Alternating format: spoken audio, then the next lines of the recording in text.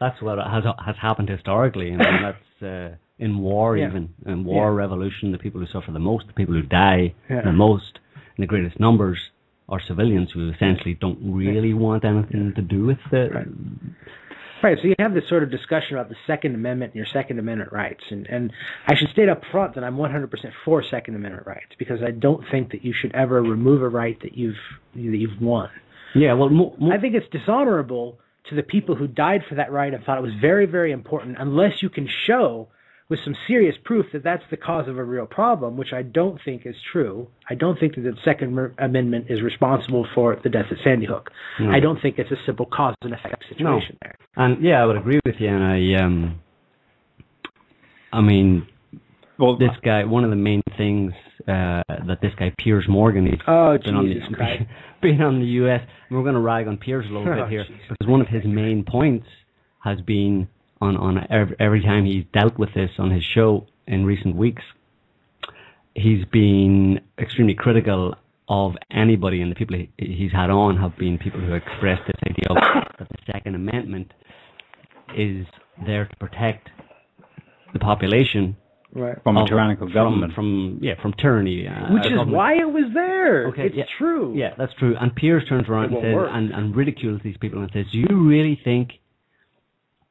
that, are you crazy enough to think that right now your government, this U.S. government would be planning some kind of tyrannical takeover of the country, putting people into FEMA camps, all this kind of stuff?" But he's missing the point, and I think he's either stupid or he's deliberately missing the point, because the point is that it is eminently logical for, given history, given what the events that have transpired throughout history, where dictatorships have risen up in countries and persecuted the people and killed lots of people.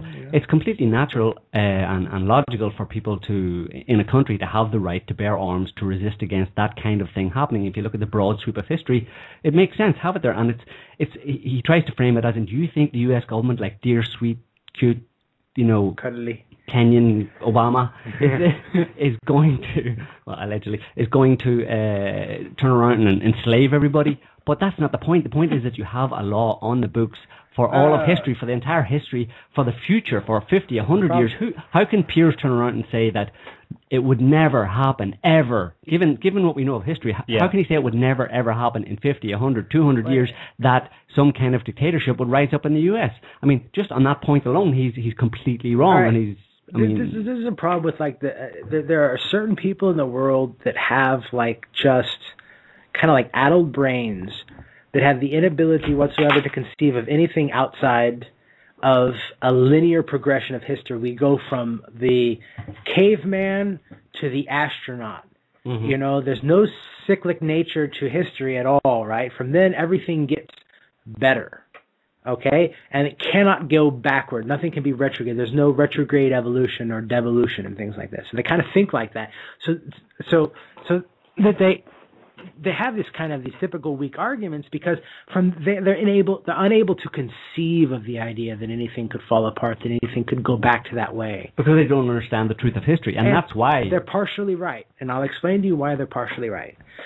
The Second Amendment and the First Amendment are not there to protect the minority of the majority. They're there to protect a minority of people.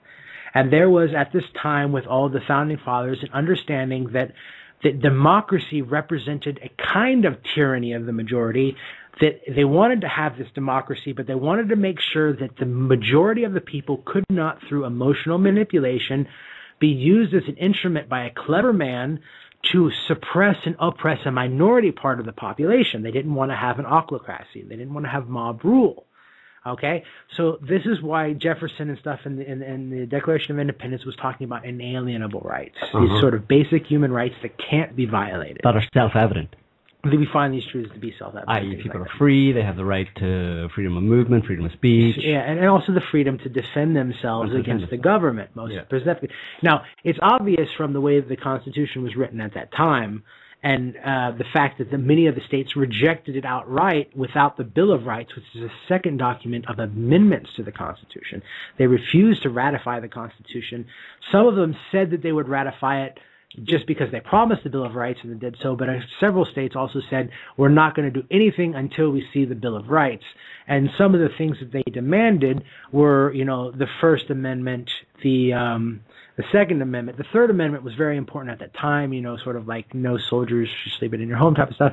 And the Fourth and Fifth Amendment, those are really sort of very important amendments in the Constitution. And the first one is freedom of religion and speech and expression and the ability to gather together to express your dissatisfaction and to petition the government for redress. The Second Amendment, of course, is to keep and bear arms. The Fourth Amendment is against illegal search and seizures. So kind of what you're saying, and just to kind of sum up, what you're saying here is that the Second Amendment is, it's good, it makes sense, there's nothing wrong with it, there's nothing wrong with the right to bear arms, but that at the moment, the idea that the Second Amendment would be used to protect the people against tyranny is kind of obsolete. It's completely obsolete in today's world. It's completely obsolete. They couldn't have foreseen the type of weapons that exist. I mean, in that sense, a lot of the people's arguments against guns is say that, the Founding Fathers couldn't have foreseen the assault rifle and things like this. And that is somewhat true. That doesn't mean that you should ban them, but, I mean... Okay. But the validity of the Second Amendment is not useful right now in the context of the current world that we're in. Mm-hmm. But a right is easier kept than recovered. Yeah. And a lot of people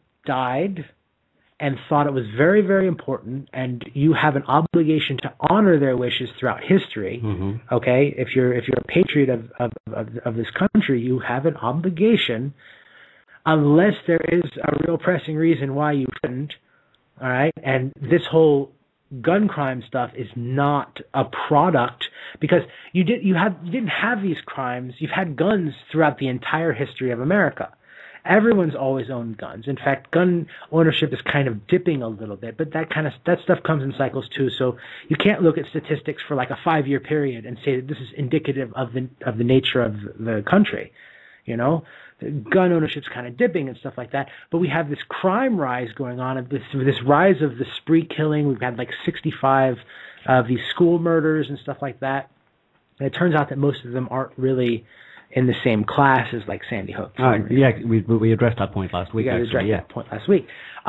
So you have that kind of thing, but it's like people. There've always been these guns, and now suddenly there's crime.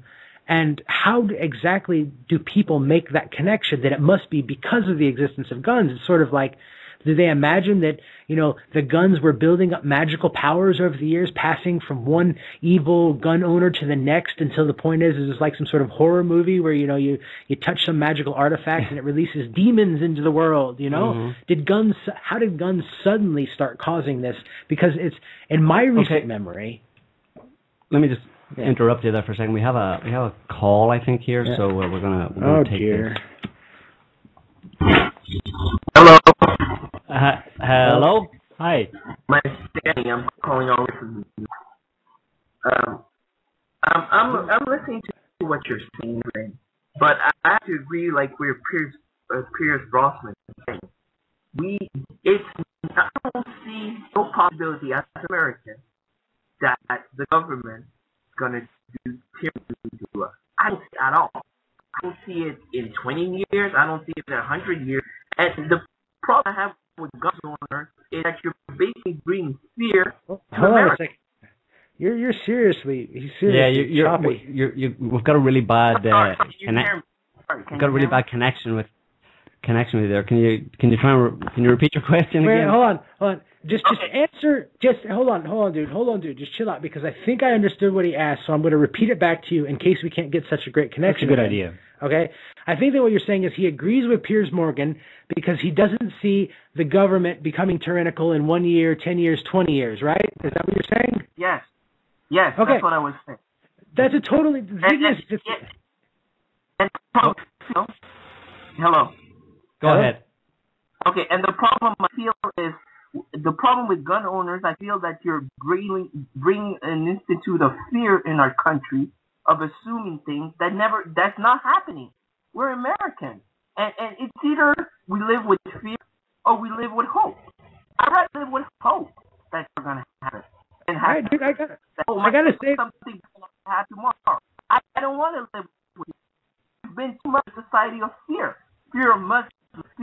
this fear.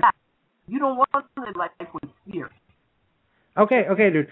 You're really choppy, but I kind of hear what you're saying. He's saying that he wants to live, he believes in hope. He believes in the good stuff. He doesn't want to live in a culture of fear, and he feels that the gun lobby is creating a culture of fear, right? Mm-hmm. And I can see where you're coming from, dude. I totally can, and I can see that also for a certain part of the population of the United States, there will never be a tyranny. You have to kind of understand that.